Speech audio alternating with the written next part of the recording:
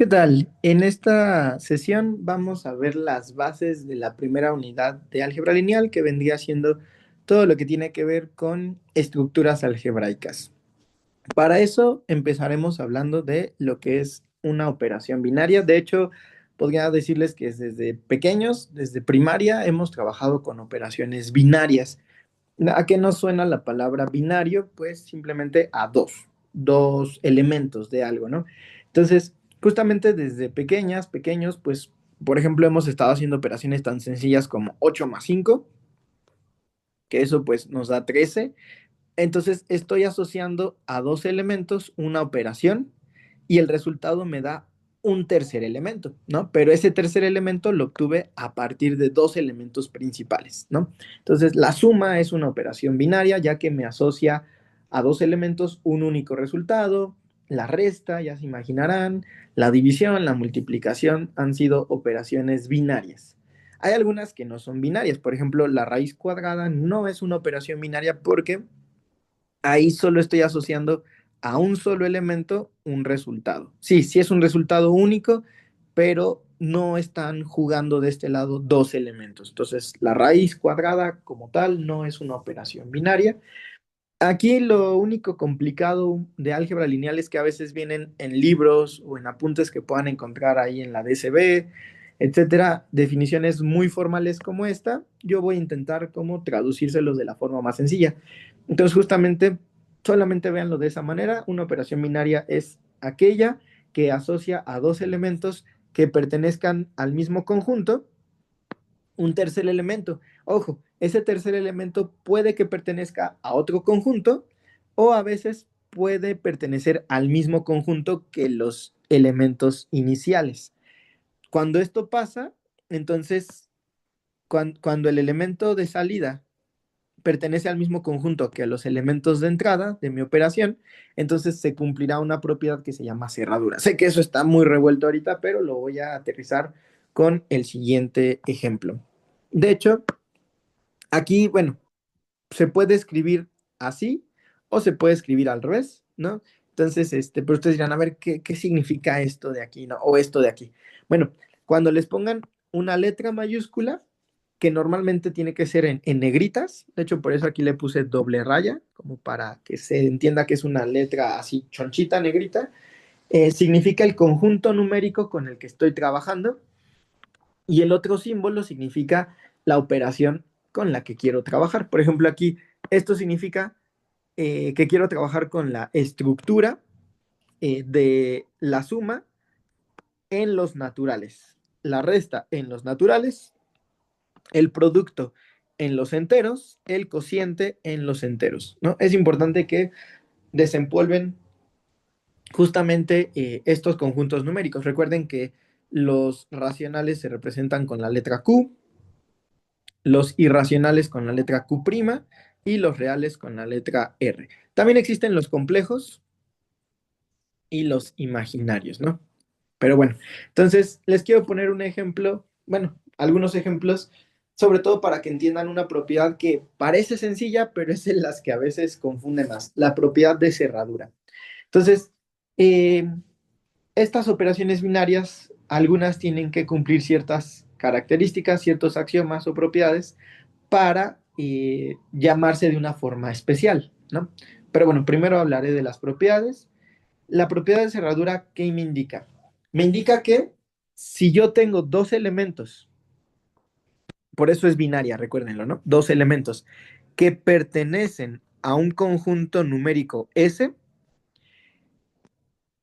yo voy a definir una operación que para que sea cerrada, el resultado también tiene que estar definido o tiene que caer dentro del mismo conjunto. Eso se oye muy raro, muy confuso, muy revuelto. Para eso les voy a poner los siguientes casos. Por ejemplo, ¿ustedes qué opinan? Si quieren, pausen la grabación y contéstense esta pregunta. ¿La suma será una operación cerrada en los naturales? Para eso también desempolven ahí sus apuntes de bachillerato, de secundaria, que eran los números naturales. Aquí les ayudo un poquito. Recuerden que los números naturales son todos aquellos números enteros y positivos, ¿no? El uno, el 2, el 3, el 4 hasta el infinito, pero enteros y positivos. ¿En qué consistía el conjunto de los enteros?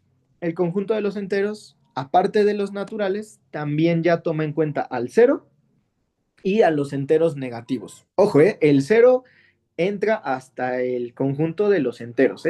El cero no pertenece estrictamente a los naturales. Por ejemplo, el conjunto de los racionales, aquí ya entran fracciones, ya entran decimales. En el conjunto de los irracionales entran estos números interesantes y místicos como el número pi, el número de Euler, la proporción áurea, ¿no? Entonces, y también entran raíces no exactas como raíz de 2, raíz cúbica de 7, etcétera. Son números irracionales y la unión de todos estos conjuntos forman los números reales. Pero bueno, entonces, si ya analizaron la primera pregunta que les hice, todos tendrían que haber contestado que esta pareja, esta estructura algebraica, sí cumple con cerradura. ¿Por qué? Porque si yo agarro un número entero positivo y lo sumo con otro número que yo estoy seguro que es entero positivo, el resultado también tiene que ser otro número entero positivo. Es imposible que si yo sumo dos números que yo ya sé que son enteros y aparte positivos, a ver, lo pongo de esta manera, ¿no? Un número natural más otro número natural, me va a dar siempre, siempre un número natural. Pónganse a pensar y es imposible que me dé un número negativo. La suma de dos naturales es imposible que me dé un número negativo. Sí, aguas, ¿eh? Si alguien dice, "Oye, Eric, pero si yo al 7 le sumo -10, eso me queda -3 y el -3 ya no es natural, sí, pero el -10 ya está rompiendo la regla de la cerradura. ¿Qué me dice la cerradura? Que los dos números con los que trabaje tienen que pertenecer al conjunto que estoy definiendo al principio. Entonces, desde ahí, tú ya estarías cometiendo el error de meter un número que no pertenece al conjunto definido en tu operación, ¿no? Entonces, el error lo cometiste tú, no la propiedad, ¿no? Entonces, pero, por ejemplo, si yo sumo 7 más 10, ahí sí estoy cumpliendo este requisito, estoy haciendo la suma entre dos elementos naturales y el resultado va a seguir siendo un número natural. Quiere decir que la operación de la suma en los naturales sí es cerrada. Pero ¿qué creen que pasa con la resta? Aquí sí ya no. Porque alguien dirá, oye, Eric, pero sí. Porque alguien dirá, si yo a 10 le resto 7, ojo, están restando dos números naturales. ¿Sí? Entonces, el 10 es natural, el 7 es natural, ¿no? Ambos son positivos. Pero si ahora en vez de sumarlos los resto, sigo teniendo un número natural. O sea, no me salí de la operación o del conjunto en el que está definida la operación. Por eso se llama cerradura, porque no te tienes que salir, es una operación cerrada. En cambio, si fuera una operación abierta, te saldrías de ese conjunto, ¿no? Entonces, y pues ya no cumplirías esta propiedad de los números, ¿no? Entonces, 10 menos 7 todo indica que sí es una operación cerrada, pero si los ponen al revés, híjole, aquí ya valió esta propiedad, porque entonces me da -3. Aunque sí operé dos números naturales, eso era lo que significaba esto de acá. Si alguien tenía dudas de cómo podíamos pasar de un conjunto a otro, pues aquí está el claro ejemplo. Fíjense bien, si yo agarro al 7, estoy en los números naturales. Si yo agarro el 10, sigo estando en los números naturales. Pero si yo los resto, ya me salí de los números naturales porque el resultado ya no es natural. El -3 ¿en qué conjunto entra? En los enteros. Entonces aquí ya no se cumple la cerradura porque entonces yo resté dos naturales y el resultado pertenece a los enteros. Entonces ya no se cumpliría la cerradura. Me salí del conjunto de trabajo con el que yo estaba haciendo mis operaciones, ¿no? Entonces la resta, podríamos decir que no cumple cerradura en los naturales. O sea, a lo mejor sí se cumple en los enteros, pero no se cumple la cerradura en los naturales para la operación binaria resta. Espero que eso vaya quedando claro. A ver, con ese antecedente, a ver, contéstense ustedes mismos. ¿El producto será una operación cerrada en los números enteros. Y pongan pausa, analícenlo y si ya reanudaron la grabación, la respuesta es sí.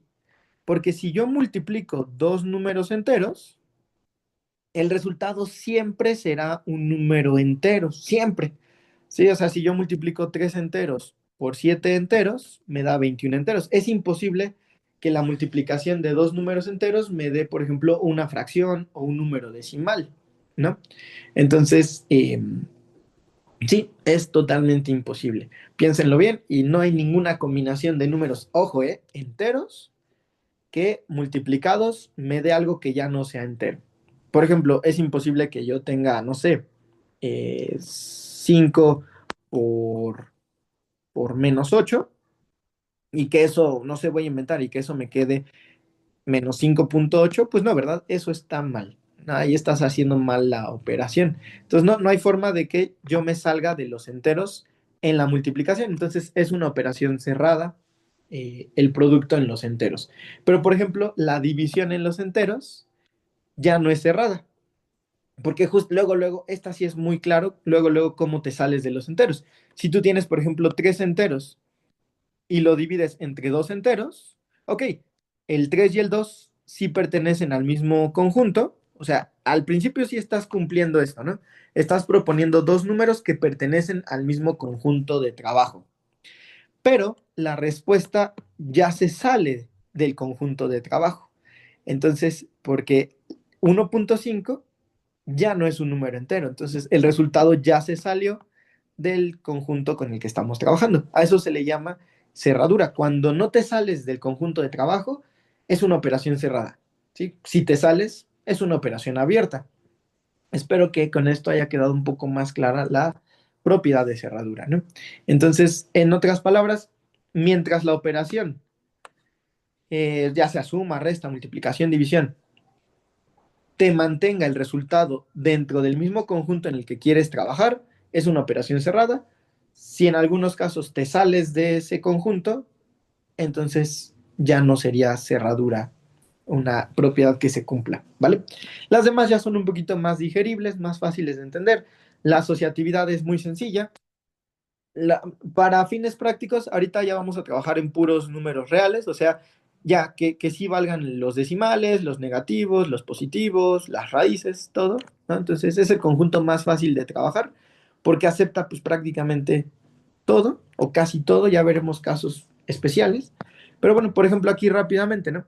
Si tú tienes, por ejemplo, 7 más uno más 5, alguien dirá, oye, ¿no que nada más eran dos elementos? Sí, de hecho por eso se usa el paréntesis, para que se siga haciendo primero una operación binaria. Esta operación binaria asocia a estos dos números el 8, 7 más uno, y bajas el 5 y vuelves a tener otra operación binaria. Esta propiedad dice que no importa cómo asocies, te tiene que dar el mismo resultado. Por ejemplo, del lado izquierdo asocié el 7 con el 1, del lado derecho primero asocié el 1 con el 5. El 1 con el 5 me dan 6, del lado izquierdo 8 y 5 dan 13, pero también del lado derecho 7 más 6 también da 13. Entonces, dense cuenta que no importa cómo asocie los números, la asociatividad se cumplió. Ojo con el elemento neutro, este está bien interesante.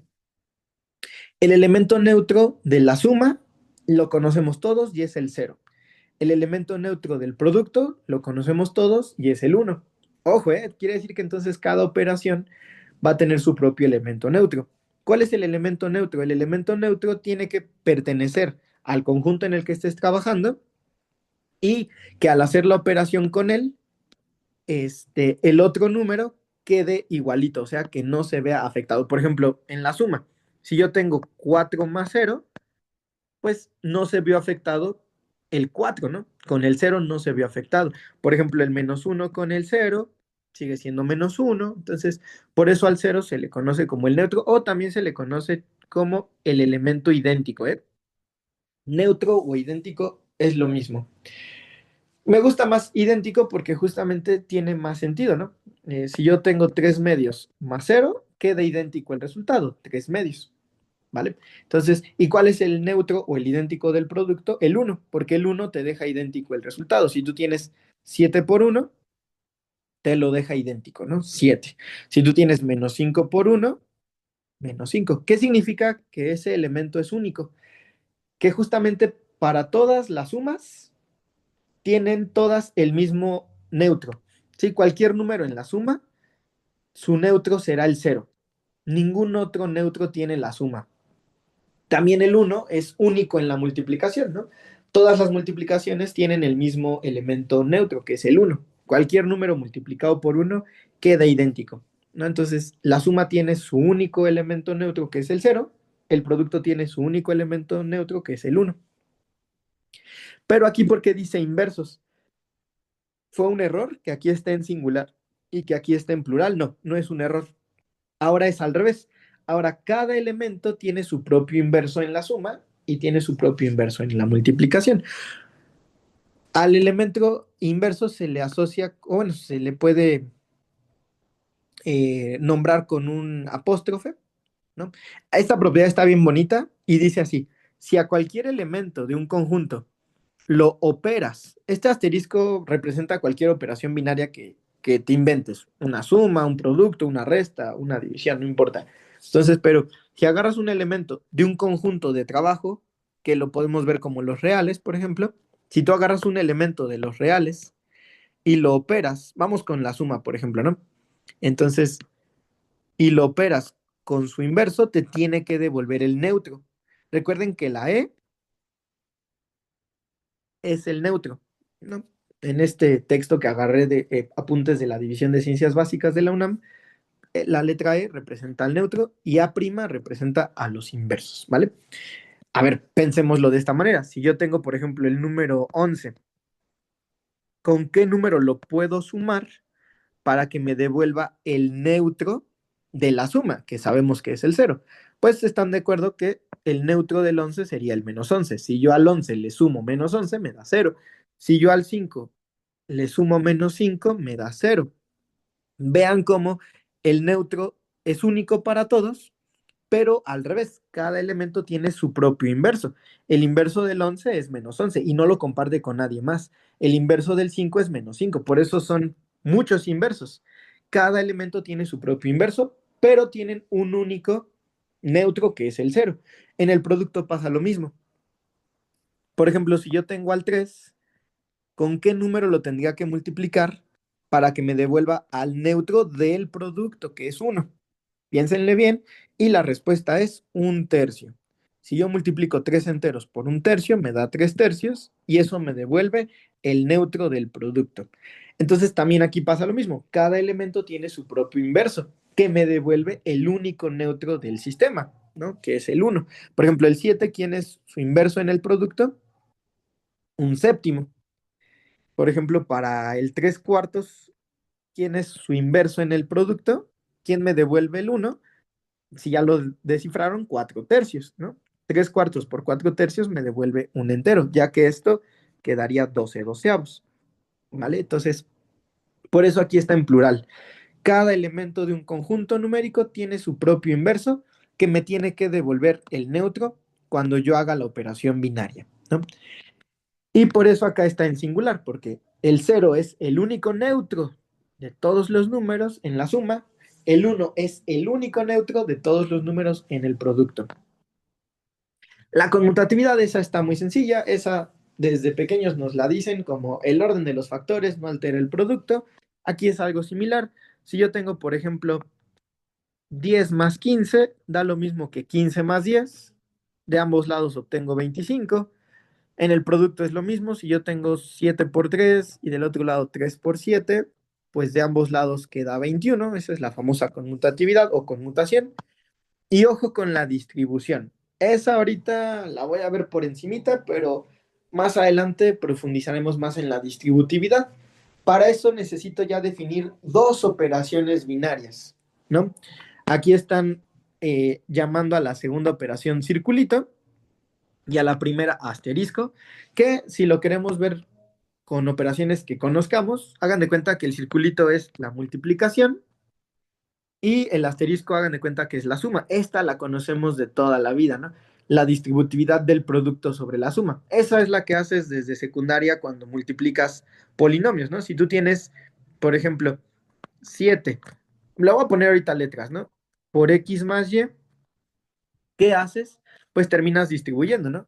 7 por X es como si fuéramos aquí, más 7 por Y, ¿vale? Esa es la distributividad de una operación binaria sobre otra. Ya profundizaremos más en ella. Y ya para ir aterrizando esta primer grabación, que es solamente un material de apoyo para previo al curso de álgebra lineal, enfocado a la carrera de cualquier ingeniería de la facultad de la UNAM, vamos a aterrizar lo que es un grupo, lo que viene siendo un grupo abeliano y lo que viene siendo un campo. Ahorita nada más les voy a platicar la teoría, ya en clase haremos la práctica, por eso dejé ahí un poquito de espacio vacío. Entonces, un grupo es una estructura algebraica. Recuerden que una estructura es la unión de un conjunto y una operación binaria. Si esa estructura, si esa estructura algebraica cumple ciertas propiedades, va a recibir ciertos nombres. Para que una estructura algebraica reciba el nombre de grupo, tiene que cumplir estos 4 axiomas o estas 4 propiedades. Si aparte de estas 4 propiedades que ya mencioné y ya expliqué, cerradura, asociatividad, neutro e inversos, si aparte de esas 4 cumple con mutatividad, entonces recibe el apellido de abeliano. Esto en honor a un matemático que se llamó Abel, sí, que pues introdujo ese concepto, de ahí que se llame abeliano, ¿no? Entonces, si un grupo aparte cumple con mutatividad, recibe este nombre en honor a este matemático, ¿no? Abeliano. Ya también demostraremos esto en clase. Y finalmente, para que una estructura algebraica se llame campo, entonces tiene que cumplir, ojo, estos axiomas. Primero, la primera operación binaria, ojo, para que le entiendan un poquito mejor, hagan de cuenta que la K son los reales, el asterisco es la suma y el circulito es la multiplicación. Entonces, si yo tengo un conjunto numérico definido con 2 operaciones binarias, entonces fíjense bien, la primera operación tiene que ser grupo abeliano. O sea, esta primera operación ya tiene que cumplir cerradura, asociatividad, tener elemento neutro, tener inversos y ser conmutativa. ¿Sí? Si la primera operación ya cumple con ser grupo abeliano, vamos por buen camino. Ahora, la segunda operación sobre este conjunto numérico también tiene que ser cerrada, también tiene que ser asociativa y tiene que tener neutro. O sea, ya no tiene que cumplir tantas. Pero la segunda operación se tiene que distribuir sobre la primera. O sea, en otras palabras, como les dije, vamos a profundizar un poquito más en la distributividad.